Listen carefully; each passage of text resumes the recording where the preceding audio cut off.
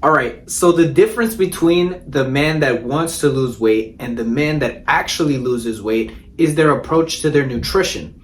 The first man will have a very restrictive diet, have limitations on the things that he can and absolutely cannot eat. And the other man will implement a strategy where he can have a little bit of both worlds, but the emphasis is more towards the foods that he needs to accustom himself to eating, while still being able to dabble into those foods that he really shouldn't be eating, but that he can afford to eat because of his strategy. And that's exactly what I'm going to be teaching you guys today. I'm going to break down a strategy that you can implement into your lives, making it a lifestyle change.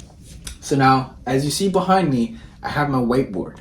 Now, obviously, this is not a whiteboard. It's being held up by clothes hangers. This is actually one of those 3 mirrors that you use to cut your hair. But hey, I'm improvising, right? Because I don't have a whiteboard right now. This is the best that I could do. But the reason I'm trying something different today is because I remember that growing up, I'm a very visual learner, meaning that I didn't get much from people just yapping at me to my face. And I ended up learning and understanding more when people wrote it out and I can read it and they were giving me examples. And the whole point of these videos on this channel is to actually teach you guys things that you can implement into your own lives and start getting better day by day. So we're gonna try this and give me your feedback in the comments. So the first mistake that I made that you're probably making is viewing nutrition in the lens of it being a diet. When you view it like that, you make it a punishment. You won't be able to sustain it for the rest of your life because you view it as a short-term thing. You view it as, okay, I'm gonna be on this diet for X amount of time, achieve X results, and then after that, I'm gonna go back to the way I was living before. And that's why these extreme diets don't work. All right, so let's get started. This is called the 90-10 rule. Damn, this marker sucks.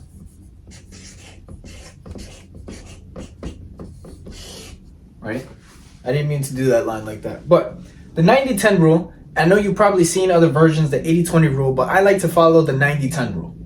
So 90% of what you eat are gonna be whole foods. And 10% of what you eat are gonna be whatever you want. So now I know you hear a lot of people on the net talking about, oh, you need to eliminate processed foods completely. They're terrible for you. I even had a comment the other day that was talking about how, easy step 1, eliminate all processed junk and start eating complete, whole, and nutrient-dense foods, this and the third. Yes, while that is true, and that's basically what I'm promoting to you right now, what you need to understand is that you have built this line of bad habits, right? Who you are right now and who you're trying to become are 2 different people. Yes, to become this person, you have to learn how to live like this person, but you're not going to learn how to live like this person if you just make drastic changes off the bat. If you have somebody that's so accustomed to eating junk all the time, and then all of a sudden you throw them a carrot, right? And you say, this is what you gotta eat for the rest of your days, they're not gonna wanna do it, right? Or they might do it because they feel super motivated for the first couple days, but then after that, they're gonna fall and they're gonna relapse because they're gonna constantly battle with the temptation of relapsing. And that's what this rule combats. 90% of what you're gonna be eating are the things that you need to accustom yourself to eating for the rest of your life. But you still have 10% of what you're gonna be eating being whatever you want. So any of those snacks, any of those things that you really like to eat that you shouldn't be eating, you can now afford to eat them in your diet. Okay, so what are whole foods, right? Whole foods are foods that came from an animal, or they came from the ground.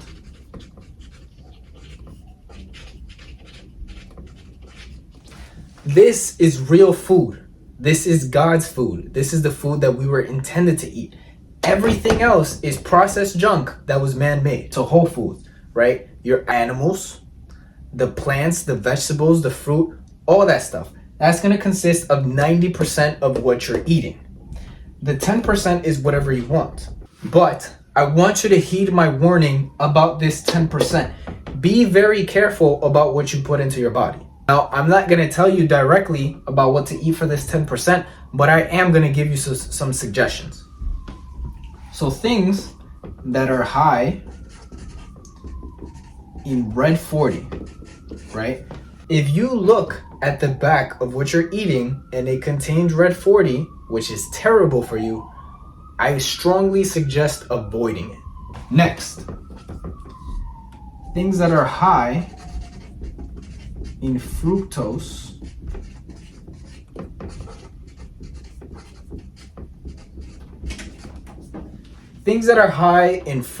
corn syrup.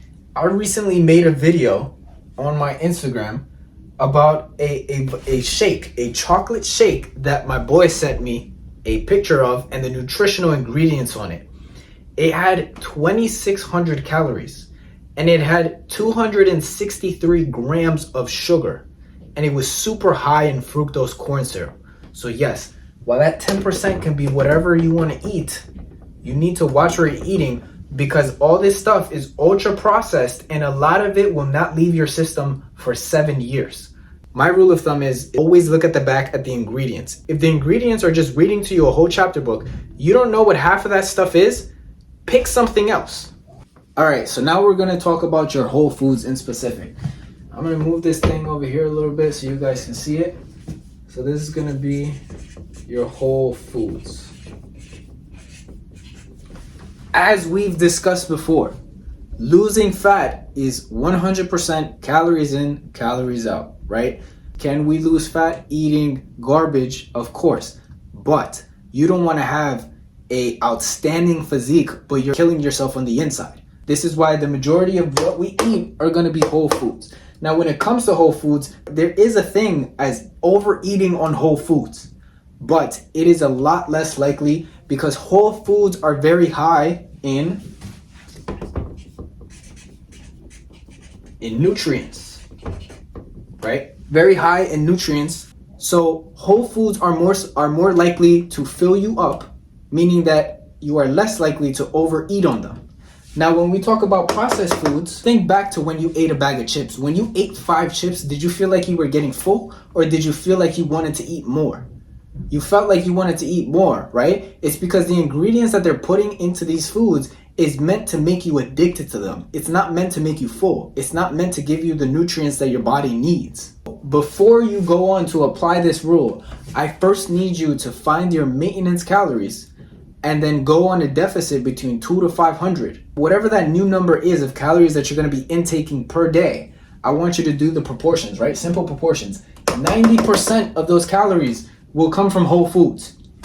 10% of those calories will come from whatever you want. So for whole foods, what do I need you to prioritize when you go about it? Because you can't eat a lot of whole foods and not get enough protein, right? Because again, we talked about how whole food is fruits, it's vegetables, right? If your whole diet just consists of fruits and vegetables, you're not getting the protein that you need in order to build muscle. So whatever calories that you have for your whole foods, this is how you're gonna break down the distribution and pick what foods you're actually gonna put into your diet. So we're gonna start off with protein. For protein, you're gonna make sure you can get between 0.7 grams to 1 gram of protein per pound that you weigh. So that's the first thing you're gonna prioritize.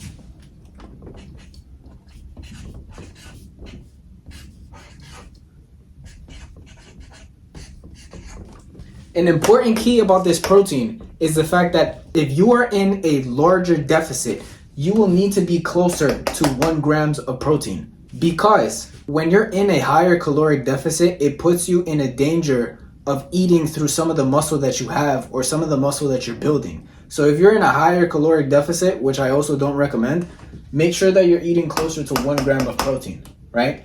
But if you're on a moderate to slight deficit, you can eat closer to 0.7. Now, as you lean down and lose the weight, you will have to get closer to 1, no matter if you're in a slight caloric deficit or if you're in a high caloric deficit, right? Because as we get closer and closer to our goal, we start to shift the focus from fat loss to muscle building. So we'll have to be closer to this 1 gram of protein per pound. But once you stop your cut and you're more of either maintaining or being in a bulk, you can be anywhere between 0.7 grams to 1 gram, because at that point, if you're not in a caloric deficit, there's nothing putting you in danger of losing that muscle. If you're maintaining, you can be anywhere between this range. So now we're gonna talk about your fats. And your fats are super important for you. It's super important for your brain.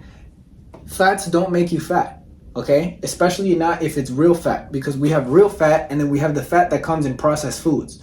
Processed foods fat is not real. Fats that come from whole foods are real, and you should definitely consume them. So we need our fats, and we're gonna keep it at this range for now. It's gonna be 0.3 to 0.7 grams per pound that you weigh, right? That's gonna be the amount of fats that you're gonna get from the calories that you have. And now lastly, we move on to our carbs. Like I said again, carbs don't make you fat, and carbs are vitally important for the efficiency of you and your body, right? So carbs are gonna be the thing that gives you the fuel to actually do your day-to-day activities. And for carbs, NA, right? Why? Because I don't have a specific range for carbs. Carbs is gonna be whatever you have left.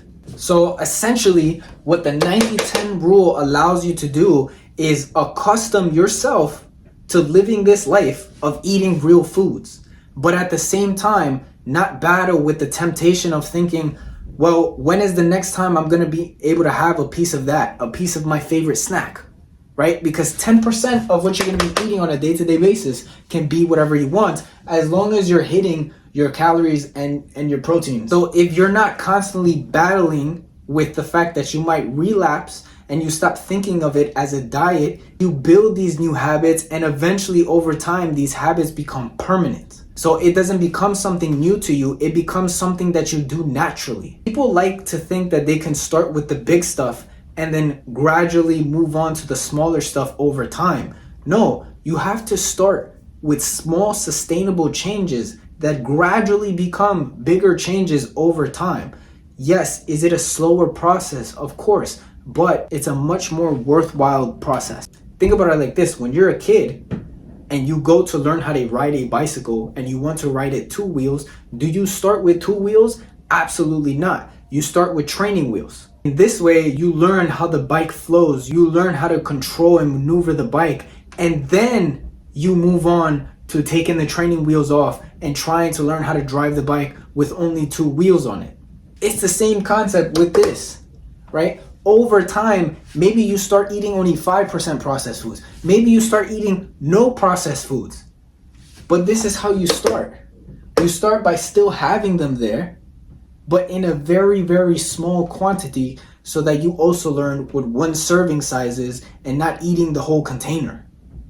But at the same time, you're accustoming your body to naturally just eat and even crave natural, real foods. With that being said, I hope that you guys learned something in this video.